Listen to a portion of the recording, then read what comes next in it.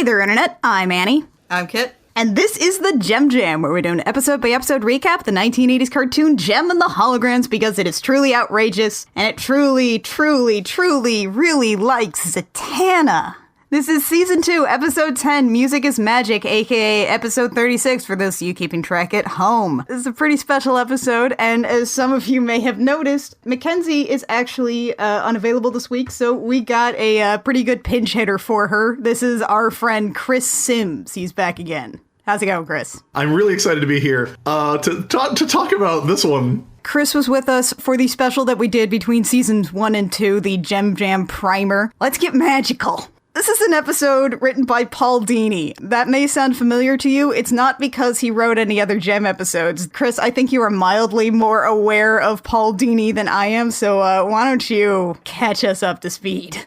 Are you saying that because I am a very prominent member of the Tiny Toon Adventures fan community? Yes, exactly that. Yeah, I think Paul Dini is probably best known for his work as one of the primary architects, along with Bruce Timm and Eric Radomski, of Batman the Animated Series. He's mainly known for that. But before that, he was an animation guy. Like, he just worked on various animated shows, and in fact, he still does. That's Paul Dini's professional record. There's also a personal thing that I think becomes...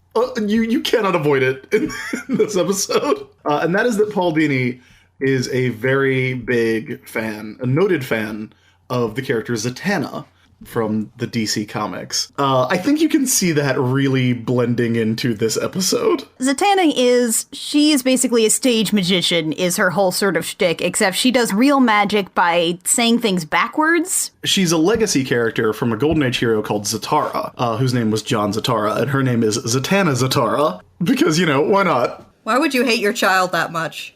Zatanna's costume. And this is a thing, it's a look that is so strongly identified with Zatanna in comics that it's kind of difficult to see it as anything else. But I believe, having read enough comics from the 50s and 60s, anytime anyone, there is a woman who becomes a magician, they wear this outfit. The top hat and the sort of, tuxedo that's also a swimsuit, with the fishnets and high heels. Like, Lois Lane wears it in an issue of Superman's Girlfriend, Lois Lane. I feel like Zatanna is just supposed to have the magician look. That it is shorthand for Lady Magician. That's what we have the Holograms wearing in this episode. The Misfits are basically dressed in Zatanna's superhero costume that she wore in the 70s. She had a superhero costume? I believe it's a George Perez design, which is not quite what the Misfits are wearing, but it's close enough that it's Zatanna's all the way down in this episode. We should probably get into this, shouldn't we? As you can probably tell, we open on Kimber in a Zatanna costume. The great Kimbrini! She's putting on a whole little show for all of the orphans in the house. And Ashley is very dubious about this whole thing. Yeah, Ashley and Bonnie are acting as her assistants. Which means they have, towel turbans on their head? Yeah, it's uncomfortable. They cram a lot of cultural appropriation into this very short 2-minute sequence. Yeah, because they bring out a box, which is for Kimber's next greatest trick, which is all decorated with these things that look like they're supposed to be on the side of, ancient Egyptian sarcophagi. And so they just sort of slide this top onto the box, and there's a lock on one side, and I guess it attaches to the box on the other side, which there didn't seem to be hinges, but okay. Kimber says she's going to implore the ancient spirits to get her out of the box, and it doesn't work because she has lost her key. It's lying just outside the box. Everyone gets a great giggle about it, and Kimber's still locked in a box. Bonnie lets her out. There's a bit of animation in this sequence that I really like, which is that Bonnie and Ashley get so much secondhand embarrassment that they pull their turbans down over their faces. And it's awkwardly animated, but it's such an awkward thing to do anyway that I think it really, really works. This whole episode feels like it's got some really awkward animation in there. It feels like there was maybe a different animation director than usual, or it was a different branch of the studio or something. Because everybody moves here in slightly different ways than they usually do, to the point where it reminds me of the cutscenes in weird adventure games from the 90s. Yeah, and everyone's just that little bit off model, too. I think the adventure game comparison is dead accurate.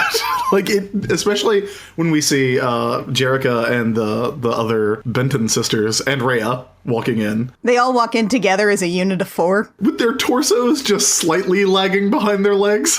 This opening scene is such a sitcom thing, because we have never seen Kimber have any interest in becoming a magician before. At some point in the episode, she's like, well, there goes my one chance to ever be a true stage magician. Where did this come from, Kimber? There goes my life's ambition I've had ever since we got back from Mexico. There goes my one chance to become a stage magician. Now let's go to our big stage magic concert.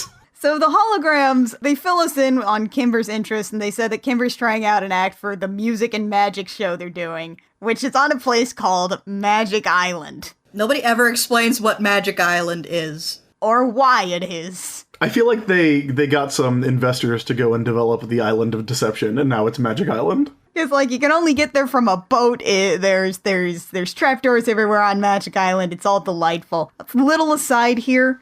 They show this poster that the holograms have for this, and in the Gem and the Holograms logo for "and," they have the little ampersand, and they made it look like a treble clef, which to me, why isn't that always in their logo? That's clever and cute. And then there's kind of a interesting transition where we go from Kimber holding the poster to mysterious hands holding the poster and tearing it up. And at first I was like, oh, I wonder who that could be, but it turns out it's not Eric. He's not even in this one. Yeah, this is a guy who wears a suit jacket and a shirt that seems to have cufflinks, so put that in your pocket for later. And then we cut to everybody in Zatanna costumes. We're on stage at Magic Island. We're all talking about how great it is for this television special of magic and glam rock, and here comes Mr. Devon Silverstone, professional dick waffle. He's got a little cape and a cane and everything, and he saunters over to Jem and he's like, Jem, finally an entertainer whose talent matches the magnitude of my own. So he's already going to be a lot of fun. And he's not exaggerating at all. That is the exact line and delivery. He struck me as a David Copperfield type, you know, the handsome, shirt unbuttoned a little too far, fan blowing him while he makes something disappear. So Devon magics up some roses, and he says to her, it's fated we should dine after the show. I won't take no for an answer. And then he takes no for an answer. Yeah, Devon's like, I have a say in this, and nope. I kind of like that Jem's immediate response is not, I have a boyfriend, but I'm so not interested. Devon takes no for an answer, and then he's got a little cane with like a little diamond on it, and then the diamond glows and he just straight up disappears somehow. And this is our first inkling that maybe stage magic is real magic in this world. Yeah. There's a lot of stuff happening in here that's not quite explainable by the presence of trapdoors. But meanwhile, Marla Martell comes in from the stage wings and advances on Jem, and instead of, warning Jem that Silverstone is toads creepy, she's instead all, stay away from my man. Or I'll put a snake in your roses. And then she puts a snake in the roses. A little snake, hello friend. Which seems very unnecessary considering that she just watched Jem go, yeah, I'm really not interested. How much more away from her man can she get? Marla Martell also introduces herself as a famous illusionist, and I just need you guys to know how many times I wrote illusions, Michael, in my notes for this episode. How many times was it? Oh, a whole lot. I lost count. And then we get introduced to 2 more magicians, or at least 1 more magician and his assistant, whose names are Frick and Frack. It's great because Frack is always saying, Frick! Get over here! Frick! And then Frick comments that he doesn't like that his act has been, quote, sandwiched between 2 mindless rock bands. And the part of me was really hoping that the other rock band was the Limp Lizards. It will never be the Limp Lizards, and I hate that. Just once.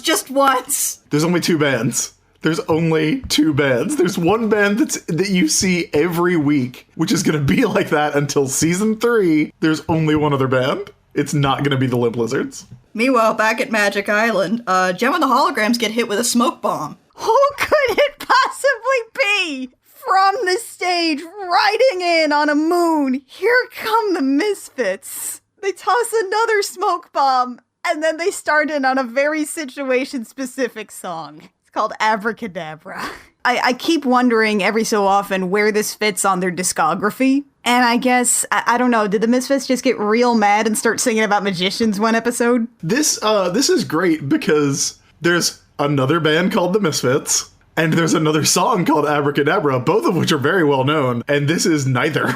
I would like to continue my insistence that if there is a second Gem and the Holograms movie, Pizzazz should be played by Glenn Danzig in a green wig. So the Misfits finish their song, and they run off. And I was just like, the other band would have to be the Misfits. Have you been in the rest of this show? Of course it's the Misfits. We've had 36 times when there could have been another band, and in 36 times it has been the Misfits. Maybe it would have been Lena Lerner. You don't know. So after all these interruptions, the Holograms decide that, well, whatever, they'll just still rehearse, and then Devon Silverscum comes rolling back in with a magic lady box, and he's like, get in the box! He asks her to do the famous vanishing lady trick, which is apparently the trick that Kimber botched at the beginning of the episode.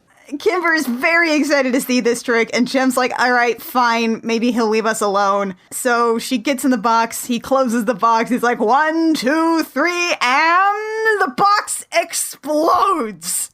This is apparently not working as designed. This is our commercial break. That's an old school commercial. In fact, that's even better than the season 1 commercial breaks, because as far as we know, Jem is dead. Like, Jem is not dying or about to die. She has been exploded. That's one way to make someone disappear. Jem just exploded in a blaze of glory and hellfire. Memento Mori, buy our dolls. Well, what's left of them anyway. Buy everybody else's doll. We've got a special Jem doll where you can put all the pieces back together. We come back from the commercial break, and I'm just basically like, she turned you down so you murdered her? I mean, this would sound really ridiculous, but also the Misfits try to kill them constantly, and Kimber once almost got ate by a robo-shark, so... I feel like they're constantly in a state of high alert now. So the Misfits and all the other magicians race up onto the stage to find out what happens. Let's get this straight. This is a Scooby Doo episode. Our cast came to a new location. They were introduced to 3 different characters who might have a motive. And now we get to go through some zany antics until the person reveals themselves because somebody fell into a trap. Yeah, Aja and Shayna, being sensible, realize they have a whodunit on their hands. And then Aja says in Shayna's voice, who could be responsible for this? And then Shayna says in Aja's voice, it could be any of them. Cue music video. Jem and the Holograms, it could be you. In which all the holograms do Poirot impressions, I guess? Yeah, this is a glam rock version of the first couple of minutes of a classic Agatha Christie accusing parlor scene. We get the best shot in the episode, and I know we kind of ragged on the animation a little bit earlier, but the single best shot in the episode, one of my favorite in the series, when Aja gets like all up in Jetta's face. Like, she leans in, and then she leans in closer, looking meaner. It is Jetta's about to get her jaw broken scene. I love it. Like, Aja and Shayna are basically both bad cop in this. I think Aja is worse cop. Shayna will just yell at you. Aja will break your legs. I tell you what, guys, what I wouldn't give for a tiny, fancy Belgian man to just come onto the scene and solve this mystery. But no. Can we talk about how the songs in this episode are genuinely terrible? Yeah, they're not good. This one is the worst. Abracadabra and Music is Magic are bad, but It Could Be You is maybe the worst song on the series. The World Hunger Shindig song that has the line, people who share are people who care, people who give so other people can live. We can make a difference. We can make a difference. We can make a difference. That's as good as I can do. I'm sorry. Like, that song has a melody. that song is memorable. This song is just really, really bad. Could be you, couldn't it, could be you, couldn't it, could... I guess so. This song is like Paul Dini didn't know that he didn't have to write the songs. Yeah, that sounds about right. And again, it's like, where does this fit into the Holograms discography? Most of the songs can at least be, like, attributed to saying, oh, this is an extremely specific instance, but it's actually just about, like, being in love with Rio for some reason. Are the Holograms walking around singing accusations at everyone, I think is a pretty good question. I want to believe. And everyone decides they're gonna go looking for Jem, who they claim has disappeared despite the fact she was in a box that exploded. Jem's dead. I mean, I guess they didn't find any body parts. There's a scorch mark on the floor. Jem is a smear on the ground now. So the Misfits also tag along because they're like, hey, if somebody's picking off singers, we should probably stick together, right? And all holograms are like, yeah, that adds up. It doesn't. But it's okay because the Misfits just want to make sure JEM stays vanished. Again, JEM is dead. But they go into a storage room, I guess, but it's got a stage in it. And Pizzazz gets attacked by a ghost witch. A freaking Halloween witch floats out and she summons some synergy-level nightmare monsters. And then Marla comes in and is like, oh, those aren't ghosts, those are just my illusions, Annie. Illusions, Michael! There we go. And then she reveals that she controls them with this medallion that she's got. She starts waving the medallion around and then immediately shouts, it isn't working! Let's also point out she tosses her hand over towards the projector for these illusions that apparently project light and sound and also smoke. It looks like a little Tesla coil somebody turned on its side. It looks like the Death Ray from the Superman 1940s cartoon short, The Death Ray. So when Marla realizes that the illusions aren't working, that she can't control them, this apparently means that the holodeck is malfunctioned, and all the holograms are real now. And they subsequently murder Marla. Zaps Marla, she disappears. Pizzazz goes running for the door, and as she's running for the door to this room, she gently brushes Kimber. Pizzazz's people's elbow strikes again. She backs up slowly about 30 paces into an empty sarcophagus while going, whoa! It's like a school play. She takes several steps backwards. If you watch it, she carefully steps into the Iron Maiden. Yeah, luckily it's an Iron Maiden with no spikes in it. Pizzazz is grabbed by a hologram. Pizzazz physically interacts with a hologram. They disappear together? Here's the thing about this episode. Like, going into it the first time I watched it, obviously there's going to be a lot of, like, JEM using her holograms because they are essentially magic. Instead, JEM is, like, out.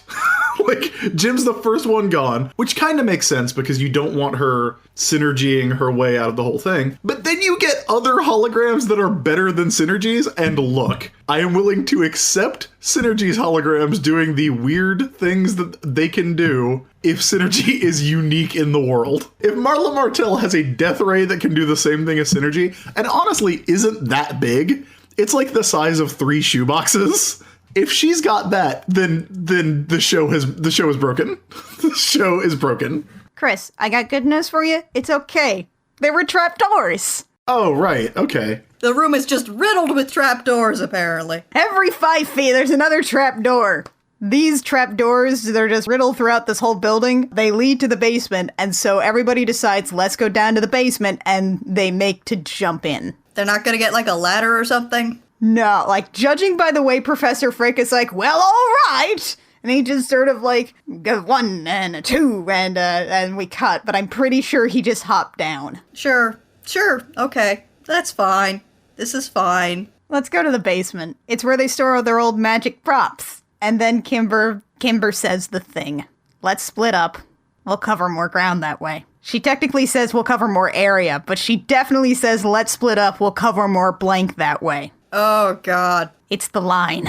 This is definitely a Scooby-Doo episode. Did Paul Dini ever work on any Scooby-Doo iteration? Do you know, Chris? Let's see here. Paul Dini. Whose name, by the way, I meant to mention this earlier. Paul Dini's name actually sounds like a magician's name. He's the great Paul Dini. He did write, oh my god, the new Scooby-Doo Mysteries. He wrote the episode called A Halloween Hassle at Dracula's Castle. No! I love everything about that title. Oh my god. So he has some Scooby-Doo experience then. That explains a lot. Meanwhile, back in the basement, Devon, Kimber, Shayna, Rhea, and Stormer go off together. And then they look over around a corner and oh, there's JEM in a cage. That is definitely the real live JEM and definitely not a cardboard cutout. Stormer, who is our representation of the bad guy team, says, darn it, JEM would have to show up now. And I have a question. Did Paul Dini just choose to disregard Stormer being the nice one, or was Stormer perhaps hoping something would happen? Kimber and Stormer perhaps getting separated from everybody else. Kimber being so scared, perhaps, that she needed comforting perhaps from Stormer. Normally I would say that was a bit of a reach, but given the rest of Paul Dini's writing career. I'm gonna say this is 100% likely. Okay, so Rhea runs right up into the cage, and it turns out she can't tell a cardboard cutout from a real person because it is definitely a cardboard cutout. She deserves to get stuck in that goofy mousetrap cage. To be fair, it is a cardboard cutout of Jim wearing the outfit Jim is wearing today, which is it's a very quick turnaround on an evil prop. Second, don't be too hard on Rhea because Kimber, who has literally known Jim, well, I guess she hasn't known Jim her entire life, but she's known Jerica her entire life, can't tell the difference either. Rhea's new, at least. But the cage starts spinning, and Rhea and presumably the cardboard cutout fuse into a live tiger. The tiger rushes out, it chases people, and Stormer runs away shrieking and refers to the tiger as Rhea.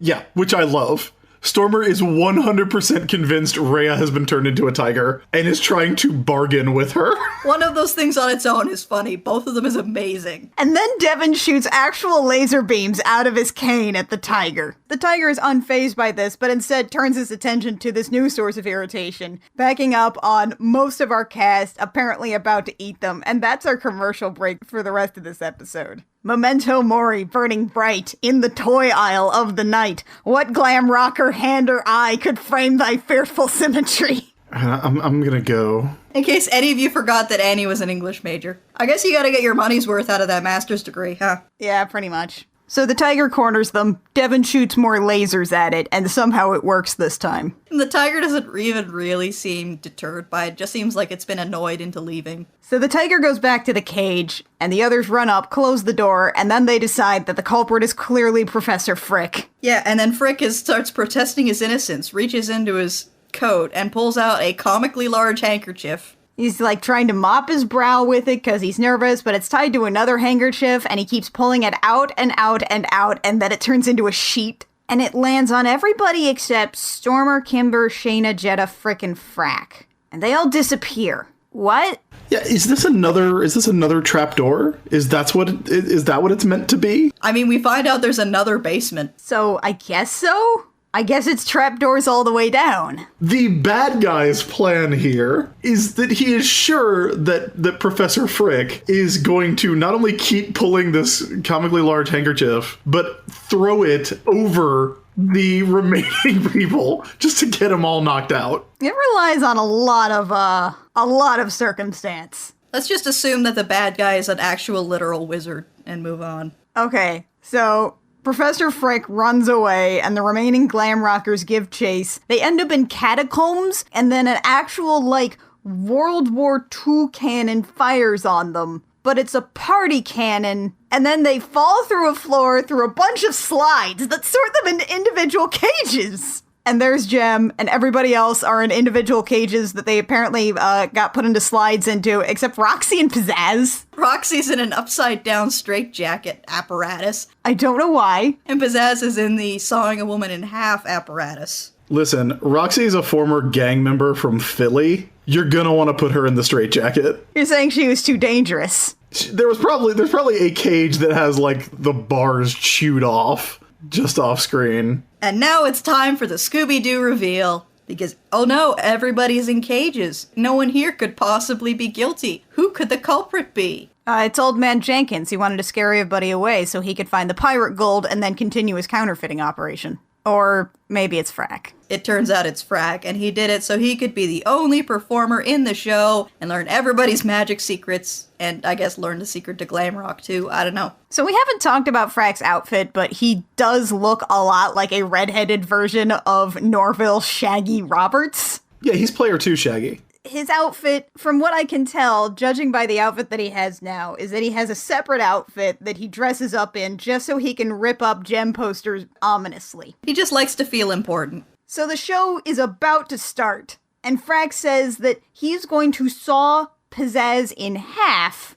unless all of the magicians give him their secrets. And one of them's like, well, that's just a trick anyway. And Frack says, not the way I do it, which I think is my favorite line in this episode. So Frack manages to get everybody's secrets out of them because nobody wants to see Pizzazz get sawed in half, especially if she's going to be screeching like that the whole time. Ooh, yeah. He's got Professor Frick's top hat, he's got Devon's cane, he's got Marla's little medallion that controls the illusions. Then he just sort of hops out, leaves them to die, and then Kimber realizes, wait, I still have a skeleton key. Yeah, because I guess Frack didn't think to pat her down because she's not a real magician. Which, you know, she's not. So she lets everybody out. All of the former suspects apologize to Jem for being so mean to her and how glam rock truly is the pinnacle of musical evolution. Meanwhile, on stage, Frack announces that he's going to do the disappearing elephant trick. He shows an elephant, and then the curtains close, and he says, when the curtains open again, the elephant will have disappeared. That's not disappearing an elephant. That's called quietly moving an elephant. This is literally the worst magic trick. I'm just really glad that this magic trick involving an elephant doesn't involve an elephant named Topsy and copious amounts of electricity. I will tell you that some guy here is really excited about moving an elephant quietly behind a curtain, because it keeps coming back to the shot of the audience, and there's one guy on the left who is my favorite because he just claps and nods his head a lot while grinning.